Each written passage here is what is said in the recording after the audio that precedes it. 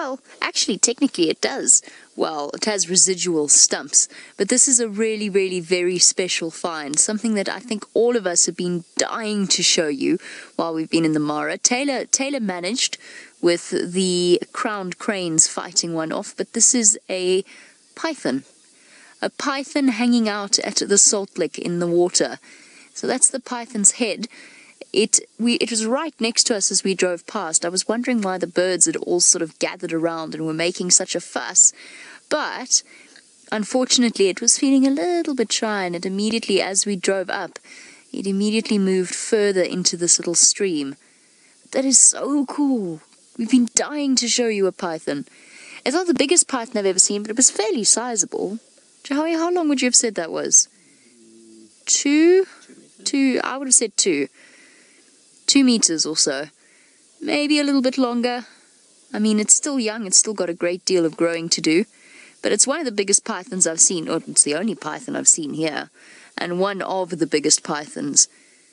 Oh, that is so cool. And I'm hoping maybe if we sit patiently, we saw its body sliding through the water. I'm hoping maybe if we sit patiently, we might see it move slightly. Awesome. Willie, you say this is your first time that you've seen a python. Well, as I said, it's the first one I've seen in the Mara. So I'm very, very excited. And that is really interesting to see just how much time they spend in water here. Because I think every time one of us has seen or heard about a python, it's been in the water somewhere around here. Now, there's one apparently that lives near the Tanzanian border, a massive, massive individual. Can you see its eye there? It is its eye. That is so cool. Wendy, yes, all snakes are at home in the water. They can all swim. Not all of them, obviously some of them prefer to do it more than others. And something like a python does like to spend a lot of time in water. Oh, I wish you'd come out, Mr. or Mrs. There you can see its tongue coming out. Testing the scents of the air. Transferring the scent molecules to its organ of Jacobson. Now, a very, very powerful snake, not a venomous snake at all, but still can be quite dangerous. Now, they've got a jaw, rather than having sort of 2 fangs that they use to bite their prey, they've actually got a jaw full of fixed teeth, and they're very, very sharp. And what they do is they strike and they grab their prey, and then obviously from there they are a constrictor, so they wrap themselves around it. Okay, right, we're going to settle here, maybe wait and see if this python decides to come out. I think it might be too shy, but speaking of animals being shy, it sounds like Scott back in South Africa has got some elephants who are not feeling all that shy this evening. There we go.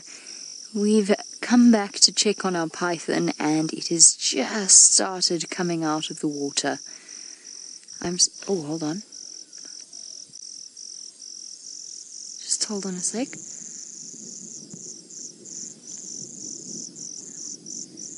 And here, elephants trumpeting and alarm calls. And thunder. Mainly thunder.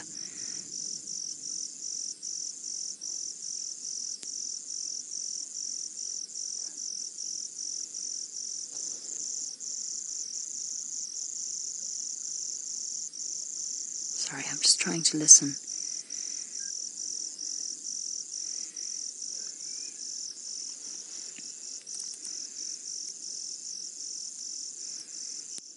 Wade, now you want to know if pythons will kill and eat big cats. Not big cats as in fully grown lions or leopards, but cubs, absolutely.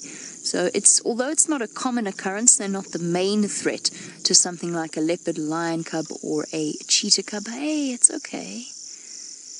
Oh, it's retreating back into the water. It's all right, buddy. But they are a threat. They absolutely are a threat. A large python is a threat to a cub of any big cat.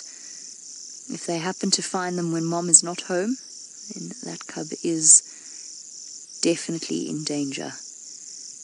Now, they are capable of consuming, they've been known to consume porcupine, bizarrely enough, although usually to the regret of the snake, small antelope, warthogs, mongoose, anything like that. And a big meal will sustain a snake for a long, long time. So it's not like a lion or a leopard that needs to eat every couple of days. Once these snakes catch a big meal, that can actually keep them going for a few weeks at a time. Beautiful.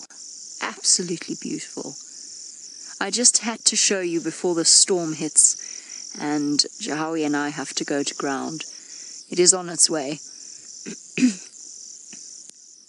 But I'm so excited we could show you the python. I think it's probably going to come out of the water now once the storm hits, because it is going to flood here. This is going to start flowing very, very soon, much faster than it was. So I'm going to give it a chance to get out of the water, plus we need to move so that we can start hunkering down and hiding from the incoming weather. So while we do that, off you pop back to Mr. T to find out what he's up to. Has he gone for a drink? Where is he off to? You'll find out with Tristan.